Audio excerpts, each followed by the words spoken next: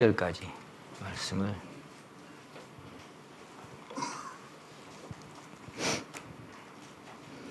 같이 읽으시겠습니다. 오늘 고라 자손의 그 심령이 되어서 우리가 하나님께 같은 마음인지 우리가 함께 읽으면서 묵상해 보도록 하겠습니다. 1절부터 4절까지를 천천히 함께 읽으시겠습니다. 시작. 만군의 여호와여, 주의 장막이 어찌 그리 사랑스러운지요. 내 영혼이 여호와의 궁정을 사모하여 쇠약하며 내 마음과 육체가 생존하시는 하나님께 부르짖나이다. 나의 주, 나의 하나님, 만군의 여호와여, 주의 제단에서 참새도 제집을 얻고 제비도 새끼들 보금자리를 얻었나이다. 주의 집에 거하는 자가 복이 있나이다. 저희가 항상 주를 찬송하리이다. 셀라. 주께 힘을 얻고 그 마음에 시온의 대로가 있는 자는 복이 있나이다. 저희는 눈물 골짜기로 통행할 때에 그곳으로 많은 셈이 곳이 되게 하며 이른 비도 은택을 입히나이다. 저희는 힘을 얻고 더 얻어 나아가 시온에서 하나님 앞에 각기 나타나리이다. 아멘. 오늘은 눈물 골짜기라는 주제를 가지고 함께 말씀을 나누게 하셨습니다. 눈물 골짜기라는 그 단어가 우리 찬송가에 보면은 두 군데 기록이 되어 있습니다. 찬송가 536장인가 보면은 이 눈물 골짜기 저 너머 위에는 끝없는 사랑만으로 쉴 곳이 있도다. 그렇게 536장에 한번 나와 있고, 눈물 골짜기라는 단어가 또 한 군데 나오는데 가장 많이 드리는 찬송 중에 하나 어디입니까? 544장이죠. 눈물 골짜기 더듬으면서 나의 갈 길 다 간 후에 주의 품 안에 내가 안기어 영원토록 쉬리로다. 거기 눈물 골짜기가 한번 나옵니다. 신앙의 여정, 신앙의 길은 체험입니다.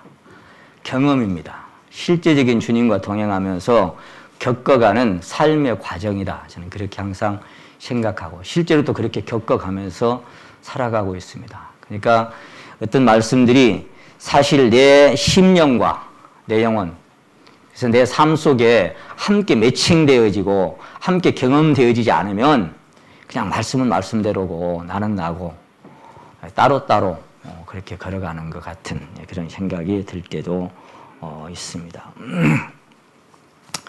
여기 우리가 오늘 같은 심령으로 하나님께 우리 마음을 한번 비춰보기 위해서 같이 한번 읽었습니다만은 이 시편 84편이 누가 기록한 시편입니까? 고라 자손이 기록한 시편입니다. 여러분 지난번에 찬양대장 아삽의 고뇌라는 주제로 말씀을 드린 거 기억이 나실지 모르겠어요. 아삽의 아들들이 몇 명이었다고요?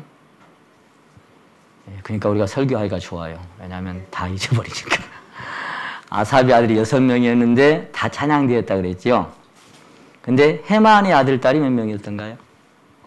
역시 찬양대장 같은 그 헤만, 하나님만 찬양 드리고 살았던 헤만, 시편 88편에 자기의 그 고통을 쏟아냈던 헤만, 아들, 딸이 몇 명이라고 그랬죠?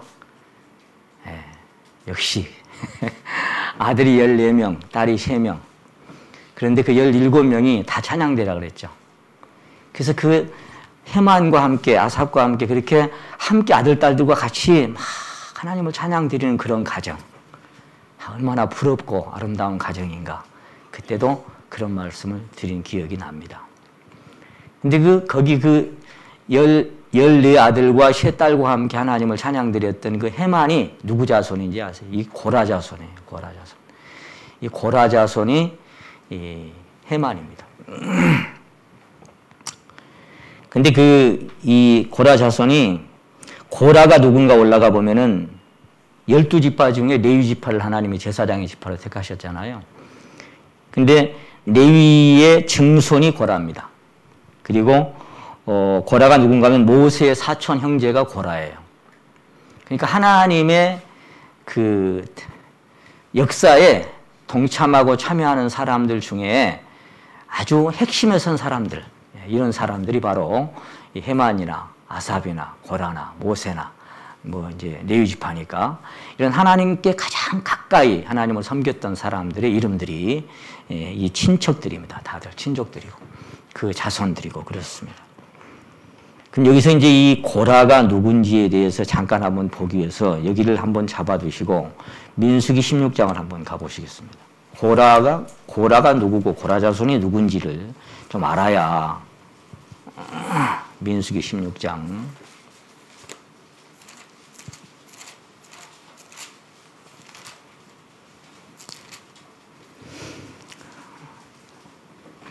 자, 아까 말씀드린 대로 레위의 증손이죠. 레위의 16장 1절입니다. 레위의 증손 고핫의 손자 이스라엘의 아들 고라와 루벤 자손 엘리압의 아들 다단과 아비람과 벨렛의 아들 온이 당을 짓고 이스라엘 자손 총회에 택함을 받은 자 곧 회중에 유명한 어떤 족장 250인과 함께 일어나서 모세를 거스리니라. 그들이 모여서 모세와 아론을 거스려 그들에게 이르되 너희가 분수에 지나도다. 회중이 다 각각 거룩하고 여호와께서도 그들 중에 계시거늘 너희가 어찌하여 여호와의 총회 위에 스스로 높이느냐. 좀 불명예스러운 사람들의 자손입니다. 고라 자손이. 그러니까 이제 유명한 사람들 중에 끼인 오늘날 교회 안으로 말하면 다 알려지고 이름난 사람들, 누구 하면 다 알 수 있는 그 정도의 열심도 있고 유명한 사람들, 이런 사람들 한두 명이 아니죠. 250명이 당을 지었으니까 얼마나 힘이 있겠어요. 그 250명이 한 짝을 딱 대어가지고 목소리를 막 바라는 겁니다. 모세한테. 야, 너가 너무 교만해 말하자면. 너가 뭔데 총회의에 우리를 이렇게 말하자면 다스리려고 해. 우리 다 하나님과 함께한 사람들이야. 니까지 것들이 뭔데 우리한테 자꾸 이렇게 도전을 하는 겁니다. 모세가 이제 하나님의 시키는 대로 했지만 참 힘들었겠죠. 힘들고 괴로웠겠죠. 그래서 그때나 지금이나 교회 안에 좀 유명해지고 어제도 제가 안산교회가 잠깐 말씀을 드렸습니다마는 요한 3서에 나와 있는 디오드리베라고 하는 자기 이름이 조금 알려지면 교회 안에 당을 지어서 그 유명한 자들과 함께 대적하는 그런 일들이 그때나 지금이나 있을 것을 성경은 예표하고 있는 것입니다. 고라와 다단과 아비람의 그 장막을 이제 한 군데 이렇게 딱 모아놓고 그래놓고 그 24절에 보면은 고라와 다단과 아비람의 장막에서 떠나라 그랬죠. 그 옆에 가지 마. 잘못하면 같이 죽는다. 그렇게 하고 갑자기 하나님께서 엄청난 일을 이렇게 일으키시는데 31절에 이 모든 말을 마치는 동시에 그들의 밑이 땅이 갈라지니라. 땅이 그 입을 열어 그들과 그 가족과 고라에게 속한 모든 사람이 그 물건을 삼키매 그들이 그 모든 소속이 산채로 음부에 빠지며 땅이 그 위에 합하니 그들이 총회 중에 망하니라. 그리고는 여호와께서 불이 나와서 그 마지막에 35절에 보면은 분향하는 250인을 소멸하였더라. 그러니까 고라 자손은 불명예스러운 상처를 갖고 있는 아픔을 갖고 있는 이런 사람들이 고라 자손들입니다. 그러니까 고라와 다단과 아비람의 장막이 모세를 대적하다가 갑자기 참 이런 엄청난 무시무시한 일이 어디 있겠어요. 그들이 모인 그곳에 갑자기 땅이 쫙 벌어져 버린 거예요. 그리고는 그들이 땅속으로 확 꺼져버리고 땅이 그들 삼켜버리고 딱 덮어져 버린 겁니다. 이 무시무시하고도 정말 그 엄청난 일을 겪은 것이 고라와 다단과 아비람의 장막에서 일어난 사건들입니다.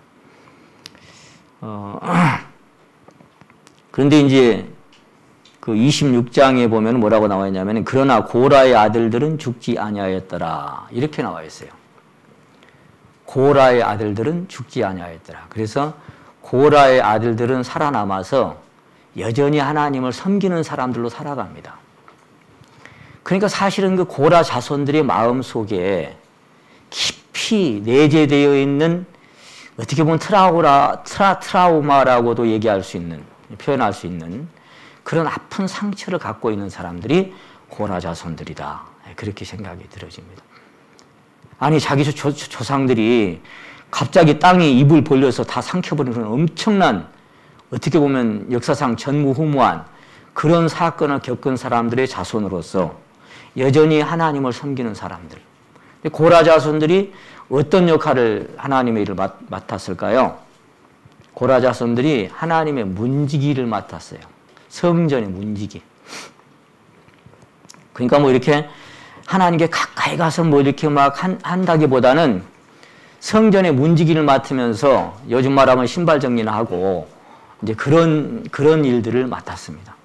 그래가지고 다른 사람들이 접근하지 못하도록 거기 들어갈 사람이 누군지 들어가지 말아야 할 사람이 누군지를 이렇게 분별하는 그런 역할들을 맡아서 충성하는 사람들이 이 고라 자손들이었습니다. 문지기의 역할. 근데 이 문지기의 역할로 살아가는 이 고라 자손들의 마음이 하나님을 향해서 너무너무 간절해요.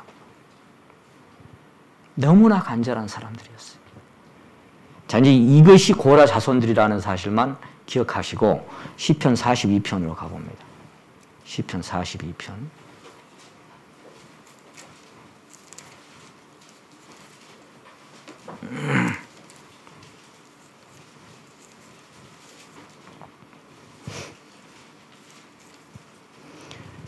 (42편) 1절로 3절까지를 같이 한번 읽어보시겠습니다. 시작. 하나님이여 사슴이 시냇물을 찾기에 갈급한 같이 내 영혼이 여호와를 찾기에 갈급하니이다. 내 영혼이 하나님 곧 창존하시는 하나님을 갈망하니 내가 어느 때에 나가서 하나님 앞에 배울고 사람이 종일 나더러 하는 말이 네 하나님이 어디 있느냐 하니 내 눈물이 주야로 내 음식이 되었나이다.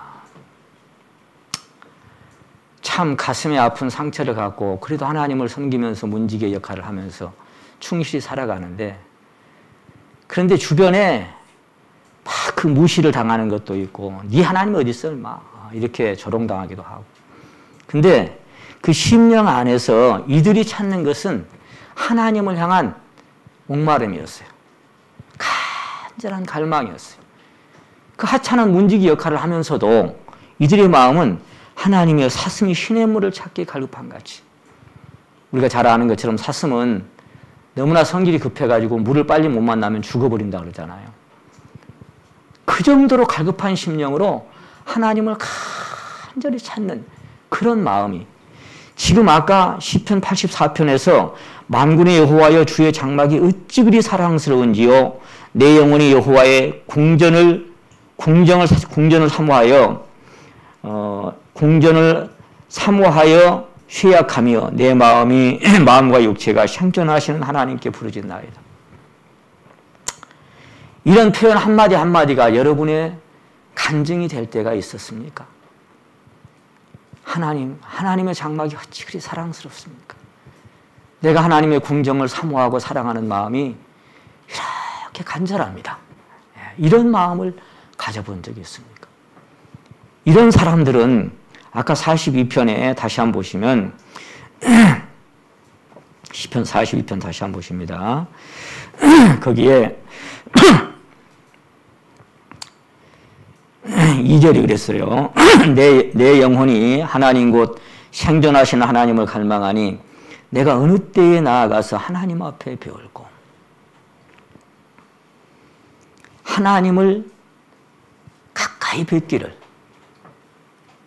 하나님의 임재 앞에 나아가기를 그렇게 소망하는 마음들. 그래서 사람들이 종일 나더러 하는 말이 네 하나님이 어디 있느냐. 그렇게 주변 사람들 앞에 별것도 아닌 사람으로 무시당하고 멸시당하고 살아가지만 그래서 그들의 마음은 뭐가 있냐면 내 눈물이 주야로 내 음식이 되었나이다 그랬습니다.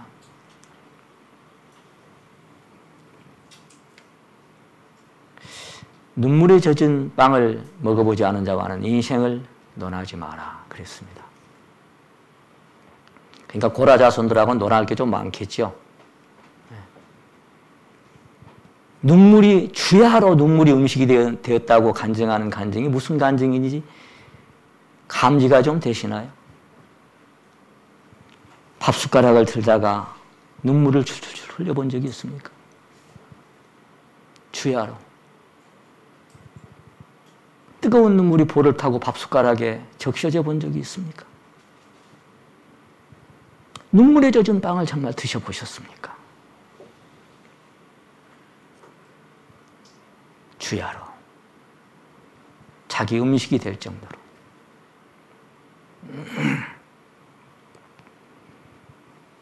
믿음의 사람들이지만 5절 같이 한번 읽겠습니다.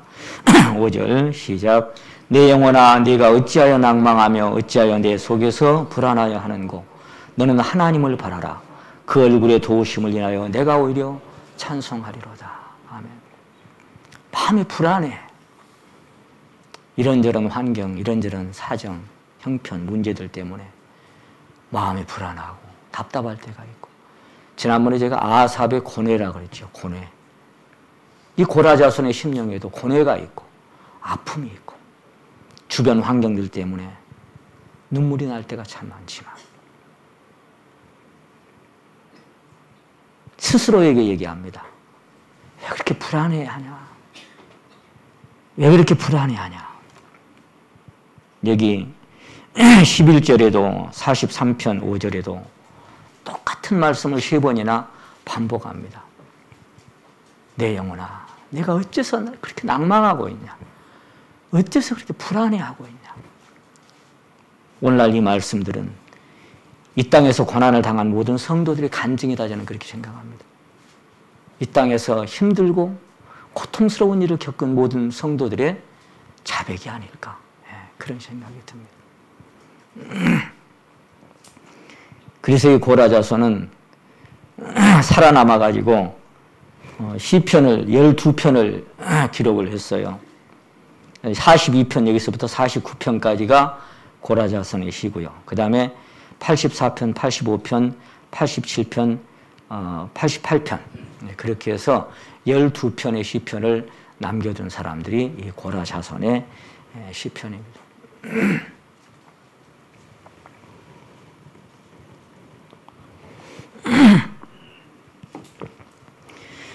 성경 말씀을 대하다가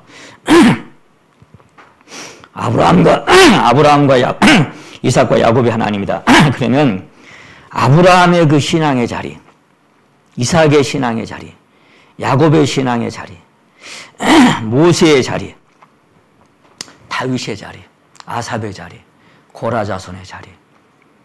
그런 분들이 걸어갔던 그런 골짜기, 그런 자리를 내가 함께 한 걸음을 한 발자국 이렇게 디뎌보고 걸어갔을 때 그게 내 심령 안에 아멘으로 화답되어지고 함께 눈물 나고 함께 아파지고 그런 겁니다.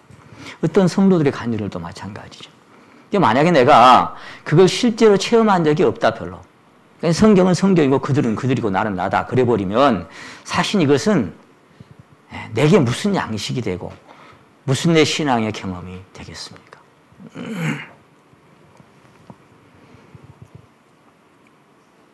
이들은 이 시편 12편을 통해서 자신들의 심령 깊이 묻혀있는 것들을 하나님 앞에 다 쏟아놓습니다. 시편 44편에 오직 하나님만을 바라고 의지하는 그런 마음을 쭉 기록해 놓고요. 그러면서도 시편 46편에 가서 한번 찾아보겠습니다. 시편 46편 1절에서 5절까지 또 우리가 고라 자손의 심령이 되어서 함께 화답되는지 같이 한번 46편 1절에서 5절까지를 같이 한번 읽어보겠습니다. 시작. 하나님은 우리의 피난처시요 힘이시니 환난 중에 만날 큰 도움이시라.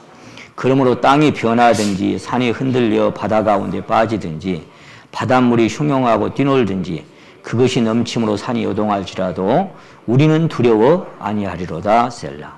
한 시내가 있어 나뉘어 흘러 하나님의 성 곧 지극히 높으신 자의 장막 성소를 기쁘게 하도다.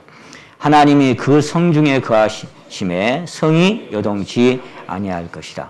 새벽에 하나님이 도우시리로다. 아멘.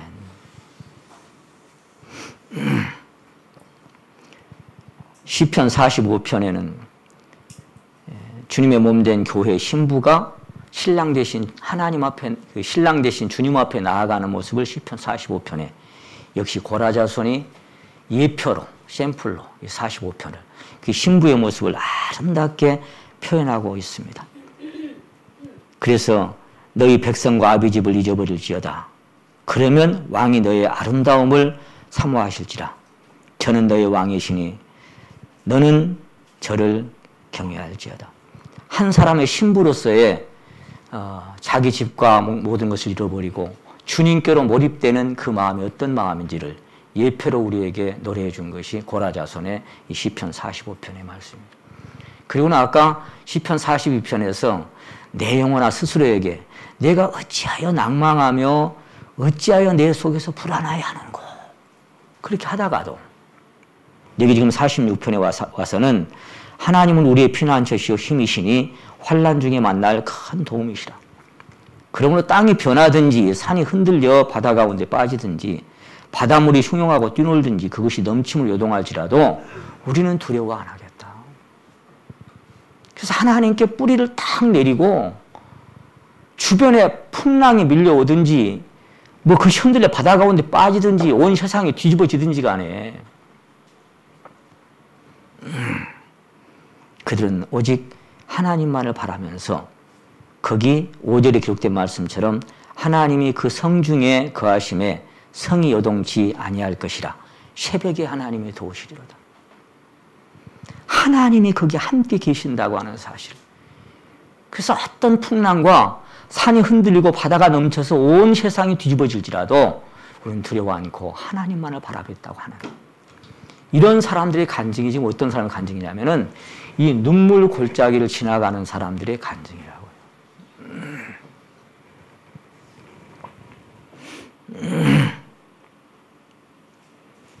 그 엄청난 트라우마를 겪고 살아남아서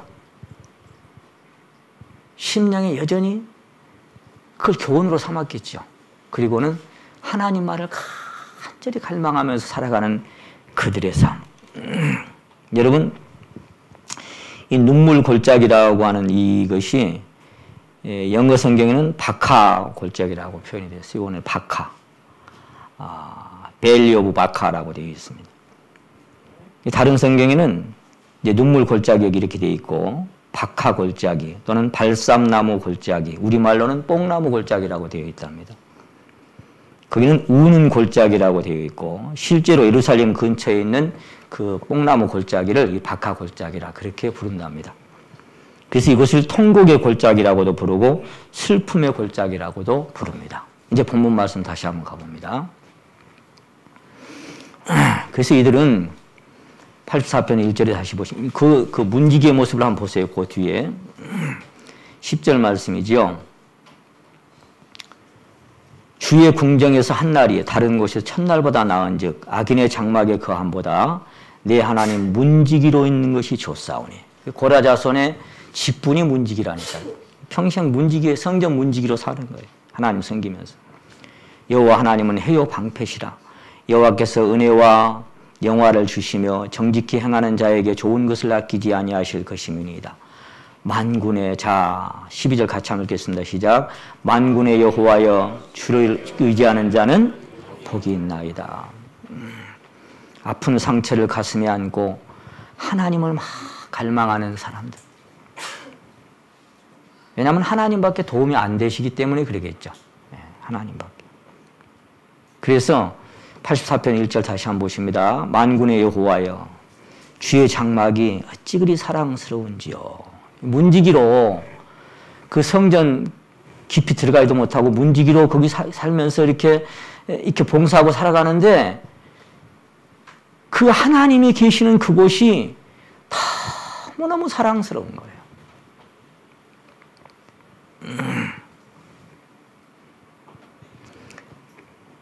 마음이 탈 정도로, 그 2절에 보세요. 여호와의 궁정을 사모하여 쇠약하며 내 마음과 육체가 생존하신 하나님께 부르짖나이다. 여러분, 마음과 육체가 하나님을 사모하고 사랑하는 그 마음이 너무나 간절해서 쇠약해질 정도로, 그 정도로 하나님을 갈망하는 거예요. 더 깊이 하나님의 사랑 안에 잠기고 싶은 그런 마음이 아닐까, 그런 생각을 해봤습니다. 3절에 보세요. 나의 주 나의 하나님 만군의 여호와여 주의 제단에서 참새도 제 집을 얻고 제비도 새끼들 보금자리를 얻었나이다. 누구를 얘기하고 있겠어요? 이 제비와 참새가 누구 같아요? 저는 옛날부터 제가 우리 큰 놈 적은 놈 하나님이 선물로 주시고 이 하나님의 집안에 살 때 이 말씀이 저의 간증이었어요. 늘. 주의 궁정에서 참새도 제 집을 얻고 제비도 새끼들 보금자리를 얻었나이다. 그래, 하나님의 집안에서 나 같은 것도 붙여 살 수 있도록 하나님이 불러주시고 거기 살게 하시고 보호해 주시고 길러가 주시는구나. 이게 저의 간증으로 항상 와 닿을 때가 참 많았어요. 참새도 제 집으로. 이게 고라 자손들이 자기들의 그 신분의 모습을 그대로 표현하고 있는 것 같습니다. 그러면서 4절에 보시면 주의 집에 거하는 자가 복이 있나이다. 저희가 항상 주를 찬송하리이다. 아까 보세요. 두 가지가 같이 가잖아요. 아까는 뭐라 그랬냐면은 주야로 눈물이 내 음식이 되었나이다 그랬죠. 근데 여기는 보니까 또 항상 하나님을 찬송을 드린대요. 이 두 가지가 같이 갈 수 있을까요? 네, 같이 갈 수 있습니다. 그게 솔로몬의 지혜로 기록한 전도서의 말씀입니다. 형통할 때는 기뻐하고 곤고할 때는 생각해라. 하나님이 두 가지 일을 병행하게 하사 인생으로 장래일을 능히 헤아려 알지 못하게 하셨다. 그 두 가지가 병행되는 것. 여러분, 그래서 여기 보니까 5절에 보십니다. 주께 힘을 얻고 그 마음에 시온의 대로가 있는 자는 복이 있나이다. 그러니까 여기 눈물 골짜기는 이 심령 깊은 곳에서 두 가지가 다 이루어지는 병행되는 그런 삶에 대해서 얘기하고 있습니다. 여러분, 골짜기가 깊으면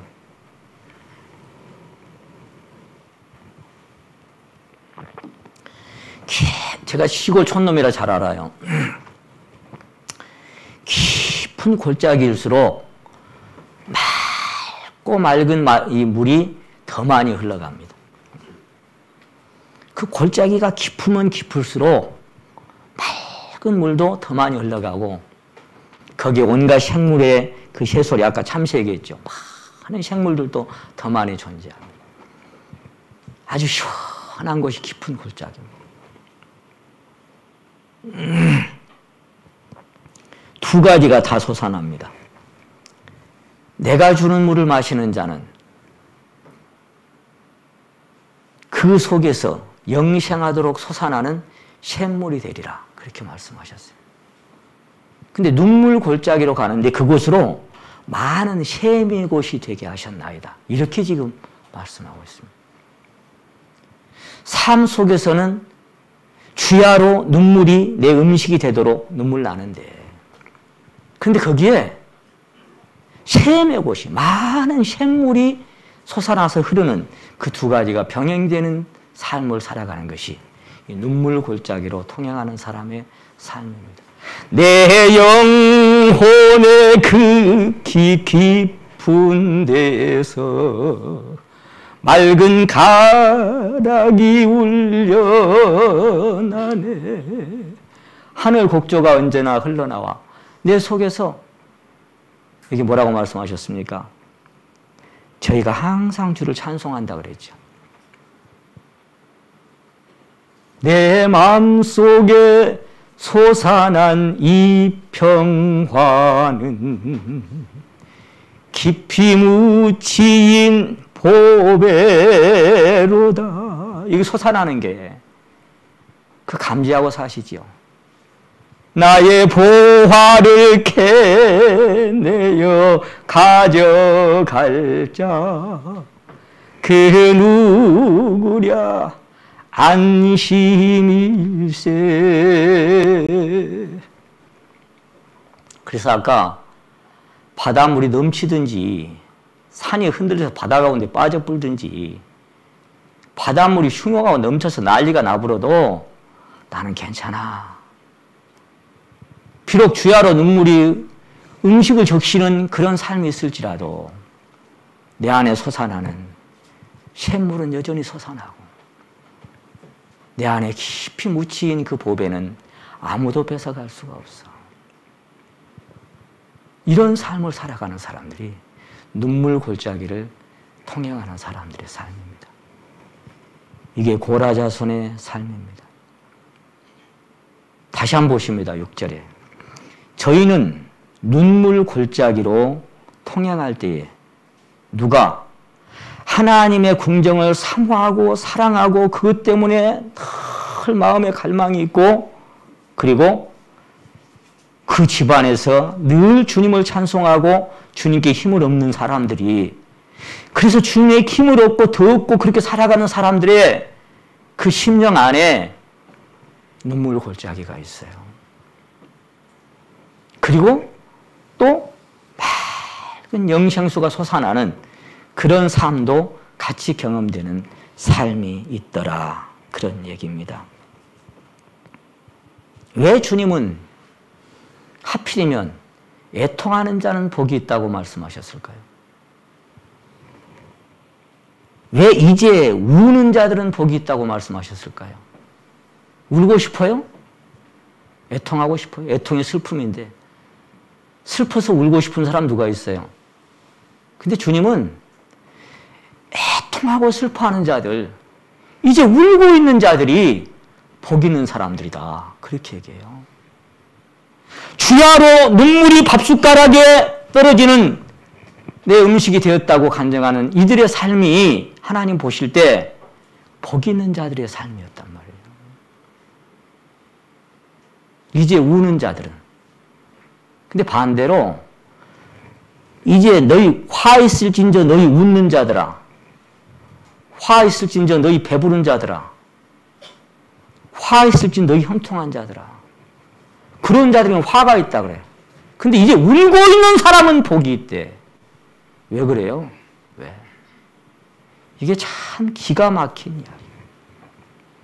여러분 역시 여러분 삶 속에 여러분 심령 안에 경험되어지고 있습니까? 참 우는 게 왜 복된 것인지 감지가 됩니까?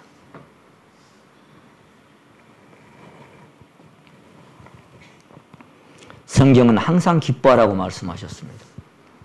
범사에 감사라고 말씀하셨습니다. 사도 바울은 감옥에 있으면서도 기뻐하라, 다시 말하노니 기뻐하라 그랬습니다. 자, 몸은 감옥에 있어요. 힘들고 고달퍼요. 근데 그 안에 내면에 흐르는 것은 사도 바울도 기쁨이 있어요. 감옥 속에 잡혀 있는데, 그 고난 속에 있는데 기쁨이 있어요. 그런가 하면 또 한편으로는 나는 애통하는 마음과 많은 눈물이 있다. 내가 지금 울면서 이 편지를 쓴다. 또 그렇게도 고린도교회 표현을 해요. 두 가지가 같이 가고 있습니다. 감옥에서도 기뻐할 수 있는 기쁨이 안에 있는가 하면 또 한편으로는 애통하는 마음도 있고 아픔도 있고 고통도 있다.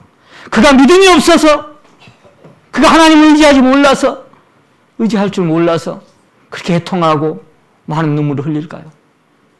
그렇지 않습니다.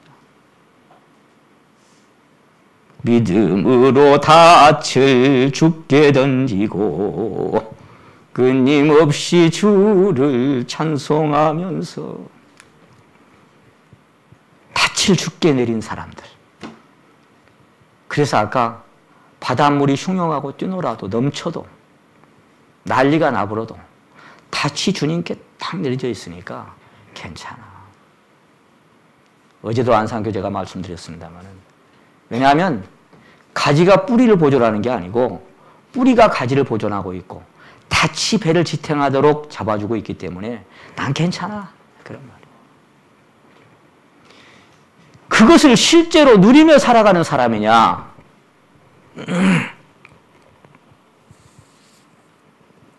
그들은 눈물의 사람들이었습니다. 하나님께서 레위 자손을 택했잖아요. 아까 고라나 고라 자손들, 헤만이나 아삽이나 하나님이 불러주신 사람들이잖아요. 하나님 불러주셨으면 좀 웃고 살도록 해야 될 거 아니에요. 예? 좀 행복을 누리면서 살도록 해야 될 거 아니에요. 근데 뭘 그렇게. 지금 제가 말씀드렸잖아요. 14아들과 3딸과 함께 하나님을 찬송하고 살았던 그 헤만의 간증이, 하나님이 나를 깊은 웅덩이 침침한 곳에 갖다가 던져버렸다고. 그 가족끼리 하나님을 찬송하고 사는 사람들을 뭘 그리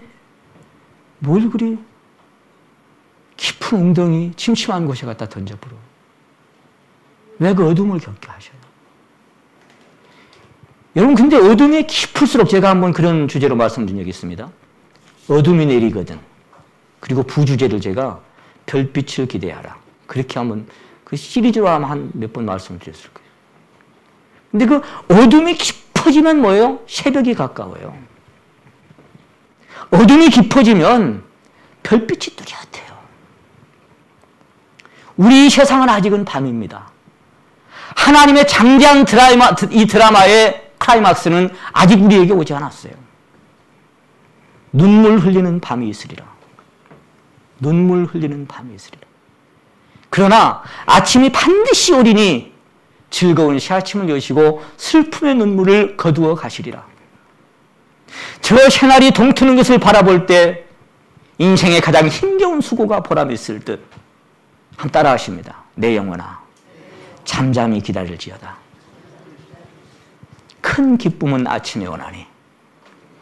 아직 우리 성도들의 이 장대한 하나님의 드라마의 클라이막스는 아직 일어나지 않았습니다. 진행 중입니다.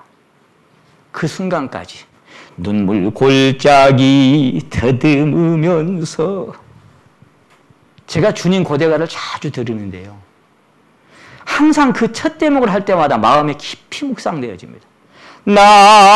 낮에나 밤에나 눈물 머금고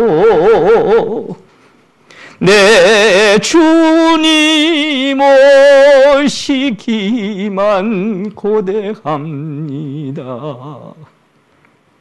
왜 눈물 머금고 기다릴까? 왜 100여 년 전에 주기철 목사님은 신사참배를 반대하다가 그 못 판자 위를 걸어가고 감옥에 갇혀서 죽어가면서 왜 그 찬송을 썼을까? 그분이 지은 찬송에 그게 있죠. 눈물 없이 못 가는 길, 피 없이 못 가는 길, 영문 밖의 좁은 길은 눈물 없이는 갈 수가 없는 길이라고. 그는 그렇게 찬송을 불렀습니다. 여러분, 클라이막스는 아직 오지 않았습니다. 그것이 오늘 밤일지 내일일지 잘 모르겠습니다. 우리에게 소망이 있다면 뭐가 있습니까? 나의 놀라운 꿈 정녕 이루어져 주님 얼굴을 배우는 그것만이 나의 진실한 소망이 이 땅에서. 이렇게 부대끼고 저렇게 부대끼고 이리 치이고 저리 치이고 가다가 넘어지고 자빠져도 아침은 옵니다. 여러분, 그날이 옵니다. 그날을 바라보고 기다리며 간절히 사모하라고 했지만 사실 그렇게 간절히 기다리는 마음 글쎄요. 여러분은 얼마나 있는지 모르겠어요. 얼마나. 저는 그 대목을 들을 때마다 눈물 날 때가 많아요. 고적하고 쓸쓸한 빈들판에서, 그 겨울나무입니다. 빈들판에서 희미한 등불만 밝히어 놓고. 왜 희미하다고 표현했을까요?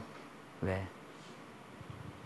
막 타올랐던 불길이 사랑이 식어지리라 그랬어요. 믿음도 식어지고.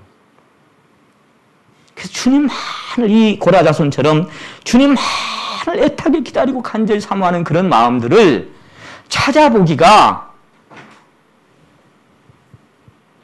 글쎄요. 내가 세상에 올 때 믿음을 보겠느냐? 그랬던 것처럼. 참 그런 세상이 된 것이 사실이에요.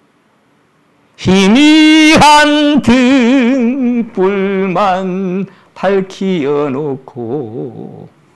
보니까 꺼질라 그래. 한때 믿음이 있었던 것 같았고, 그래도 나 정도는 하고 큰 소리 칠 때도 있었고, 그래 다 발가벗겨지고 들통나게 하시고, 보니까 희미할 때도 있고, 죄송스럽고 부끄럽고. 그래도 내 주님 오시기만 고대해야 합니다. 주님 아시거든요. 여러분 안에 등불은 밝게 빛나고 있습니까? 밝게 그 주님 처음 사랑 뜨겁게 불타오르고 있습니까? 성경은 보이는 소망은 소망이 아니라고 말씀하셨습니다. 보이는 것은 잠깐이고 보이지 않는 것만 영원하다고 하셨습니다. 하나님이 야곱을 참 사랑하셨습니다. 태어나기도 전부터, 쌍둥이로 태어나기도 전부터 그들이 무슨 선이나 악을 행하기도 이전에, 그게 말라기고 로마서 9장입니다. 내가 야곱은 사랑하였고 에서는 미워하였노라. 왜 그러냐고요. 왜? 뭐가 잘났다고 버러지 같은 사기꾼 같은 거짓말쟁이 야곱을 뭘 그리 사랑하셔. 그래서 네 이름이 무엇이냐 그러면 저는 항상 그래요. 제가 야곱입니다. 그럽니다. 여러분의 이름은 뭡니까? 여러분의 이름은 뭡니까? 근데 그토록 사랑하신 야곱의 삶은 온갖 만고풍상을 다 겪은 후에 130살 먹어갖고 바로 앞에 섰을 때, 얼마 안 살았지만 험악한 세월을 보냈습니다. 그게 그의 간증이었어요. 130년을 살고 나서. 참 짧게 살았지만 고통스러운 삶이었습니다. 고달픈 세월을 보내었습니다. 짧고 불행한 삶을 살았습니다. 험난한 인생길을 걸어왔습니다. 이게 야곱의 자백이었습니다. 130살을 살고 나서. 우리가 복음성가를 드립니다. 복음성가 119, 제가 제 아들놈이가 119라서 119, 119장을 참 기억을 잘해요. 119. 이 세상은 고독, 불안, 슬픔, 괴로움된 세상. 나의 주님 의지할 것밖에 없어요. 앞서가신 성도들의 순교신앙 따라서 전한 몸이나마 싸워서 가리라. 이 세상 나의 집은 아니야. 잠깐 사는 세상이야. 세상에는 눈물뿐이고 고통만 닥쳐와도 그게 세상이에요. 험악한 세월을 살았습니다. 고달픈 세월을 살았습니다. 불행한 삶을 살았습니다. 험난한 인생길을 걸어왔습니다. 그 야곱에게 하나님이 하신 약속이 뭐였어요? 내가 너와 함께 있어 네가 어디로 가든지 내가 너를 지키며 너를 이끌어 이 땅으로 돌아오게 할지라. 내가 네게 허락하는 것을 다 떠나기까지 너를 떠나지 아니하리라. 한 번도 그의 인생에 하나님이 그를 떠난 적이 없어요. 근데 그가 걸었던 길은 눈물의 골짜기.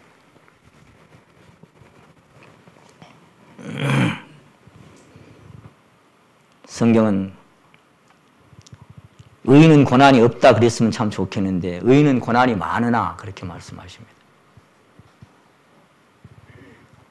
어떤 방법, 어떤 모양으로 오든지 간에 성경은 말씀하시기를 의인은 고난이 많으나 근데 또 뭐예요? 그 고난에서 또 건져주신다. 그럼 사실 말씀이 저는 넘어지나 아주 엎드러지지 아니하면 아까 닷과 뿌리가 있기 때문에 저는 넘어지나 아주 엎드러지지 아니하면 하나님의 손으로 붙들어 일으켜 주실 것이다. 그 7.8기가 성경이죠. 대저의인은 7번 넘어질지라도 다시 일어난다. 안 넘어지고 가면 좋은데 넘어져. 여러분 어쩐지 몰라도 저는 자주자주 넘어지고 자주자주 처박힙니다. 그래서 다윗은 넘어지는 담과 흔들리는 울타리 같은 인생이라고 자신을 표현했는지도 모르겠습니다.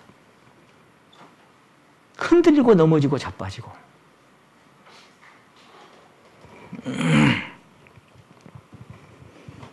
하나님은 단 한 번도 야곱을 떠난 적이 없습니다.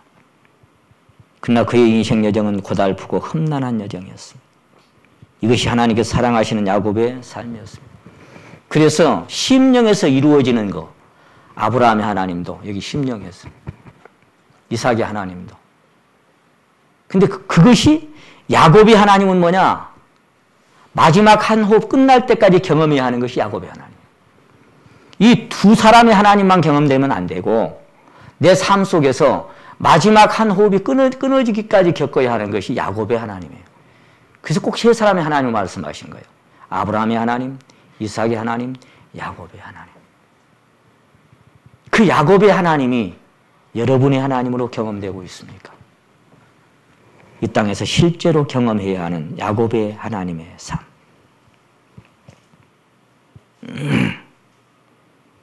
마지막에 가니까 뭐 약복강에서 환도뼈를 얻어맞아가지고 다리까지 절지만 이제 병들었죠. 눈도 어두워서 앞에 아무것도 안 보여. 에브라임과 므낫세 갖다 세워놨는데 육신의 눈은 다 어두워지고 육신의 눈이 밝을 때는 누구 찾았어요? 육신의 눈이 밝을 때는 누구 찾았어요? 라반의 두 딸 중에 더 아름다운 딸에게 이 눈이 밝았죠. 라헬한테.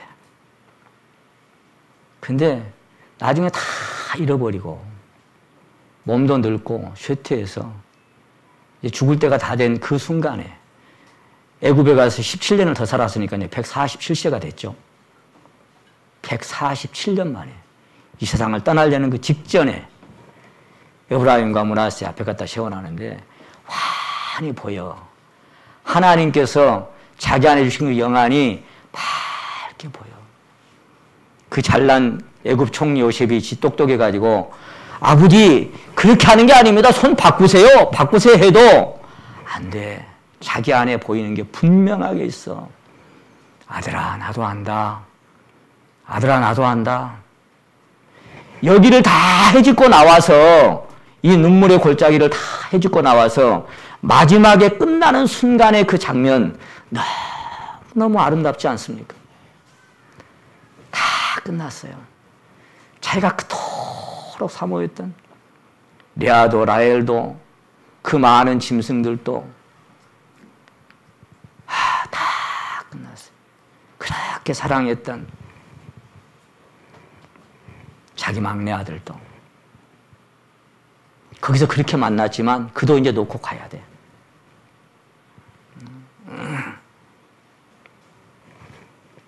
막내 아들이 아니고 11번째 아들이죠. 요셉은. 그래서 거기서 이렇게 손을 어긋맞겨서 다 건져요. 이렇게. 아버지 그게 아닙니다. 움직이지 않습니다. 영 안에서 자기가 보여진 것은요. 절대로 움직일 수가 없어요. 아들아, 나도 안다. 나도 알아. 그는 하나님이 보여주신 계시 안에서 영안이 분명하게 환하게 밝아졌습니다. 그래서 그가 했던 이 골짜기를 다 지나고 나서 했던 간증이 뭐예요? 나의 나무로부터 오늘까지 나를 하나님의 길로 오셨다라고. 무슨 길을 통해서? 형통한 길을 통해서? 아니에요. 온갖 망고 풍상을 다 겪고 아픈 고난의 골짜기를 다 겪으면서 그 길을 지나와서 결국 그가 했던 말은 나의 나무로부터 지금까지 나를 길러오신 하나님이라고 그렇게 간증할 수밖에 없었습니다. 하나님의 종 모세도 전능자의 손에 붙잡혀서 파란만장한 인생 여정을 걷다가 그의 말년에 시편 90편 한 편을 남겨뒀습니다. 우리의 연수가 70이요 강건하면 80이라도 그 연수의 자랑은 수고와 슬픔밖에 없더라. 신속히 가니 우리가 날아가더라. 그 70 살고 80 사는 뭐 요즘 100세시대라고 하지만 하여간 그걸 살아가는 그 연수의 자랑은 수고와 슬픔밖에는 말할 게 없더라. 주께서 사람을 티끌로 돌아가게 하시고 말씀하시기를 너희 인생들은 돌아가라 하셨사오니 돌아가라. 어디로? 티끌로. 주의 목전에는 천년이 지나간 어제 같으며 밤의 한 경점 같을 뿐입니다. 그 아름다운 한 편의 이 시편 90편을 남기기까지 모세의 인생에도 얼마나 많이 울었습니까?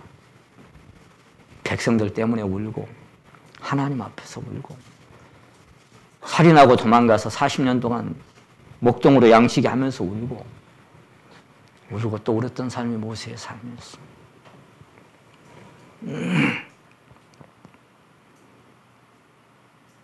천년이 지나간 어제 같으며 밤이 한 경점 같을 뿐인 잠시 스쳐가는 인생이기 때문에 모세는 그렇게 얘기합니다. 신속히 가니 우리가 날아가고 있습니다. 그렇게 간증했습니다. 하나님의 마음에 합한 자, 사랑을 입은 자라는 뜻을 가진 다윗이라는 이름. 그는 인생을 시편 144편에서 인생은 헛것 같고 그의 날은 지나가는 그림자 같다라고 말하고 있습니다. 눈물로 자기 침상을 떠다닐 만큼 그 많은 눈물의 사나이는 인생 살아보니 헛것 같고 지나가는 그림자 같은 것이 인생이더라고. 그렇게 눈물 골짜기를 통과하면서 말하고 있습니다. 시편 102편에서는 나의 날이 기울어지는 그림자 같습니다. 109편에는 나의 가는 길이 석양 그림자 같습니다. 그랬어요. 기울어지는 그림자, 석양 그림자가 뭐야 아까? 신속히 가니 우리가 날아갑니다. 그 말이에요. 금방 가죠. 금방.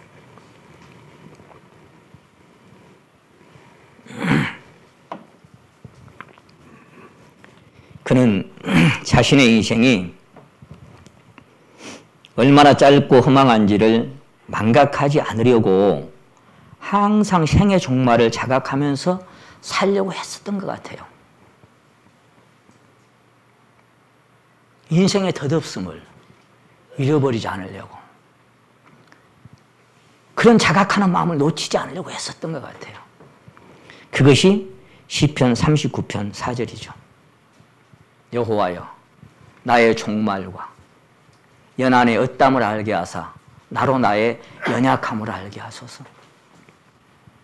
주께서 나의 날을 손넓이만큼 되게 하시매 나의 일생이 주의 앞에는 없는 것 같사오니 사람마다 그 든든히 선 때도 진실로 허사뿐이니라.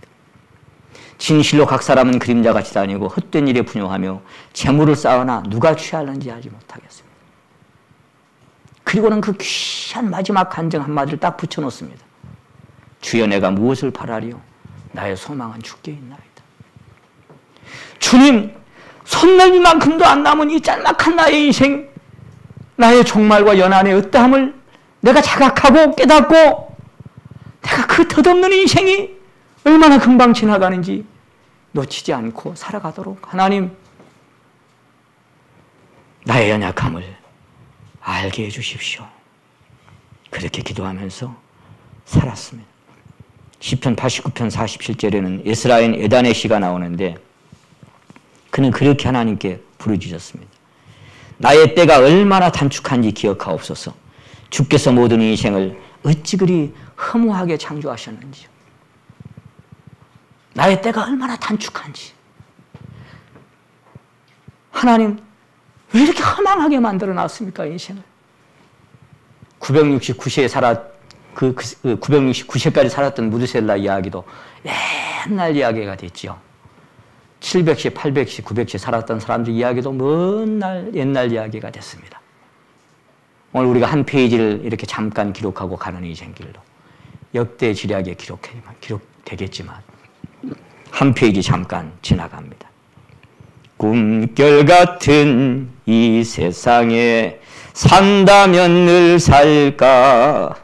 인생의 향락 좋대도 바람을 잡누나. 그게 인생이에요. 험한 세상 고난 풍파 일장춘몽이 아닌가. 슬프도다 인생들아 어디로 달려가느냐. 여러분, 그렇게 짤막하게 지나가는 인생길에 이 거듭난 성도들이 걷는 신앙 여정에 때로는 하나님 푸른 초장도 만나게 하세요. 푸른 초장도. 쉴 만한 물가도 만날 때가 있어요. 아, 시원하네. 참 좋다. 그런 때도 있죠. 근데 한참 걷다 보니까 사망의 음침한 골짜기도 만날 때도 있습니다. 여러분, 여기서 상남까지만 가도 제가 내비 찍고 가보니까 터널이 한두 개가 아니더라고. 긴 터널도 나오고 짧은 터널도 나오고. 인생 가다 보면 중도 보고 서도 보고 그런 말이 있죠. 여러분, 짤막한 터널도 있고 어둠이 끝났는가 싶으면 한참 빛을 이렇게 등지고 달리다 보면 또 확 들어가요, 어둠 속으로. 또 긴, 근데 중요한 건 뭐냐? 모든 터널은 입구가 있으면 반드시 출구도 있다는 사실. 언젠가는 출구가 있습니다. 그 출구가 천년의 아침일지 아니면 이번 이것만 해결되면 그때가 아침일지 나는 몰라요. 나는 모르지만 하여간 그 출구가 옵니다. 저녁에는 울음이 깃들지라도 아침이 오리라. 그렇게 노래했던 다윗처럼. 그래서 쉴만한 물가도 지나고 푸른 초장도 지나고 또 사망의 음침한 골짜기도 지납니다. 하나님은 평안만 지어놨으면 좋을 텐데 평안도 짓고 환난도 창조하고 빛만 지었으면 좋을 텐데 나는 빛도 짓고 어둠도 창조하고 그래서 빛 가운데 가게도 하시고 예레미야의 간증처럼 하나님이 나를 광명한 길로 걷지 못하게 하시고 흑암의 길로 자꾸 인도하시는구나. 그렇게 예레미야 애가에 노래하고 있습니다. 빛도 짓고 어둠도 지었는데 빛 가운데 걸어가기도 하실 때도 있고 또 어둠 속에 걸어가실 때도 있어요. 근데 저 깊은 속에서는 캄캄한 밤에 행할지라도 뭐예요? 주께서 나의 빛 되시니. 그 두 가지가 같이 있어요. 어둠도 있고 또 빛도 있어요. 그렇게 가는 것이 우리네 인생의 길입니다. 전도 3장이 그겁니다. 천하의 범사가 기한이 있습니다. 울 때가 있으면 웃을 때도 있고 슬퍼할 때가 있으면 춤출 때도 있습니다. 맨날 춤출 때만 있으면 좋겠는데 안 그래요. 슬퍼할 때도 있고 춤출 때가 있는데 또 다시 슬퍼할 때도 있어요. 웃을 때가 있으면 또 울 때도 있습니다. 그래서 하나님께서는 우리에게 범사의 하나님을 인정하라고 말씀하십니다. 결코 실수하지 아니하시는 하나님의 뜻과 섭리 안에 걷다 보면 그 모든 것들이 작용해서 합력하여 하나님의 선을 나타내실 줄로 믿습니다. 어차피 인생의 길이 자기에게 있지 아니하니 내 뜻대로 내 온대로 살 수 없는 게 진실입니다. 그게 진리입니다. 내 뜻대로 내 원대로 안 되니까. 그러나 우리가 믿고 확신하는 것은 결국 그렇게 하나님의 선을 나타낸다고 하는 사실 앞에 우리는 살아갑니다. 지금 내가 걷는 이 길이 찬송가였던 대목처럼 굽이 돌고 잘 안 보이고 앞이 그래도 결코 실수하지 아니하시는 하나님의 손안에 네가 내 손안에 있냐고 했던 것처럼 하나님의 손안이 있다는 사실 앞에서 그냥 오늘을 가는 겁니다. 욥은 그래서 나의 가는 길을 오직 그가 아시나니 자기는 잘 모르겠어요. 왜 아들, 딸 10명이 다 죽어버렸는지, 왜 모든 짐승들이 다 뺏겨버리고 다 죽고, 왜 이렇게 머리끝에서 발끝까지 악창이 나서 이렇게 기왓장을 긁으면서 사람들이 나에게 침을 뱉고 가는지 나는 내게 이루어진 일이 나는 잘 몰라. 왜 이렇게 되는지 나는 잘 몰라. 근데 한 가지 알아. 나의 가는 길을 오직 주께서 하시나니. 그가 나를 단련하신 후에는 나를 정금같이 나오게 하실 거라는 그 믿음 하나 갖고 그냥 가보는 겁니다. 나는 아직도 잘 몰라. 여러분 내일 일이 확정됩니까? 무슨 일을 만날지 아십니까? 아무도 모릅니다. 오후의 일도 모르죠. 미지의 세계를 누가 알 수 있겠습니까? 근데 나의 가는 길을 오직 그분은 아셔. 그분에게는 현재도 과거도 미래도 없습니다. 그냥 영원만 있을 뿐 계속되는 거예요. 그분의 뜻하시는 그 길 안에 내 삶에 닥치는 시련과 고난의 아픔에 마음이 찢어지고 눈물 날 때 많지만 그러나 오늘 우리가 암송했잖아요. 주께서 인생으로 고생하며 근심하게 하심이 본심이 아니다. 뭔 뜻이 있을 것이다. 하나님의 뭔 뜻이 있을 것이다. 우리 믿음 없지만 그렇게 믿고 그냥 가보는 겁니다. 주님께서 세상에서 너희가 환난을 당하나 담대하라. 우리가 그와 함께 영광을 받기 위하여 고난도 받아야 될 것이니라. 그렇게 말씀하십니다. 환난을 당할 것이다. 그리고 고난도 받을 것이다. 근데 그것을 통과하고 난 다음에 영광으로 가는 관문이다. 그건 너희가 걸어야 하는 길이다. 그래서 먼저 고난의 길을 본으로 가시고 그리고 그 뒤를 따라가는 모든 신자들에게 그 본을 따라서 자취를 따라오게 하려고 하나님이 가셨다고 하셨다면 그 다음 우리는 할 수 없이 좋건 싫건 그 고난의 자취를 따라가면서 우리의 믿음 없는 실체도 아직 벗겨지지 않은 이 더럽고 추잡한 심령에 숨겨진 모든 것들도 들켜지고 들통나고 벌거벗겨지면서 그럼 하나님 앞에 엎드려 울게 하시고 그렇게 가는 것이 인생의 길입니다. 그래서 거듭난 성도들이 이 땅에 사는 동안 고난이라고 하는 것, 이 눈물이라고 하는 것은 선택의 공과가 아니라 필수 공과인 것이 분명합니다. 누가 선택하겠어요? 선택하라면. 다 피해가고 싶지. 저는 이 땅에 거듭난 많은 성도들이 히브리서 딱 한 군데 빼고 죽인다고 하는데 구차히 면치 아니하고 그분들은 그 당시에 그런 믿음이 있었나 봐요. 근데 오늘날 이 땅에 살아가는 모든 성도들이 내가 육신의 질고를 만났든 어떤 문제를 만났든 내 어려운 환경을 만났든 간에 그것을 해결해 달라고 기도하는 사람이 100명이면 100명 다지. 아픔 그대로 겪고 가겠습니다. 그렇게 한 사람이 저 자신부터가 안 되더라고요. 다 해결돼. 제가 족저근막염 와갖고 조금씩 났는데 요거만 아파도 아이고 이놈이 언제 나가려고 이놈이 언제 낫고 나가면 달려보려고 막 맨날 신경이 가다가 많이 아프신 분한테 죄송하더라고요. 아이고 많이 아프신 분들한테 비하면 이거 병도 아닌데 마음이 가요. 여러분 어떤 시련과 질과 고난을지라도 모두가 다 벗어버리고 싶고 떨쳐버리고 싶지 거기 머물러 살 수 누가 있어요. 그래서 이것도 해보고 저것도 해보고 막 해보지만 하나님이 거기에 머물게 하시면 그냥 또 머물러 있어야 되는 게 인생이더란 말이에요. 안 되는 거예요. 내 뜻대로. 내가 벗어버리고 싶다고 확 벗어버려. 그래서 프린세스 프라이드라고 하는 영화에 대해서 한 그 문장처럼 언젠가도 말씀드렸습니다. 폐하, 인생은 고통입니다. 다른 말을 하는 자들은 다 약을 파는 겁니다. 여러분 성경은 약을 팔지 않습니다.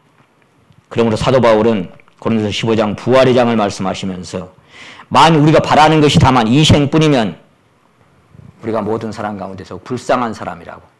왜 그 말씀을 남겨놨겠어요? 부활이 없다면, 저 천년의 새아침이 우리에게 약속되어 있지 않다면, 꿈에도 그리던 그 주님을 배울 수 있는 그 언약이 없다면, 우리가 바라는 것이 만일의 이 생뿐이라면 우리는 모든 사람 가운데 더욱 불쌍한 사람들이다. 한심한 사람들. 정말 안 됐죠. 그것만 잊고 산다면 뭘 바라고 살겠습니까? 그러나 보이는 소망이 소망이 아니기에 이 눈물 골짜기를 걸어갈 때에 그것으로 많은 시험이 84편 보고 마치겠습니다. 또 언젠가 하나님께 기회 주시면 이어서 말씀을 드리도록 그렇게 하겠습니다. 84편 6절, 7절을 같이 한번 읽고 기도드리고 마치겠습니다. 시작. 저희는 눈물 골짜기로 통행할 때에 그곳으로 많은 셈이 곳이 되게 하며 이른 비도 은택을 입히나이다. 저희는 힘을 얻고 더 나아가 시온에서 하나님 앞에 각기 나타나리이다. 아멘. 기도드리고 마치겠습니다.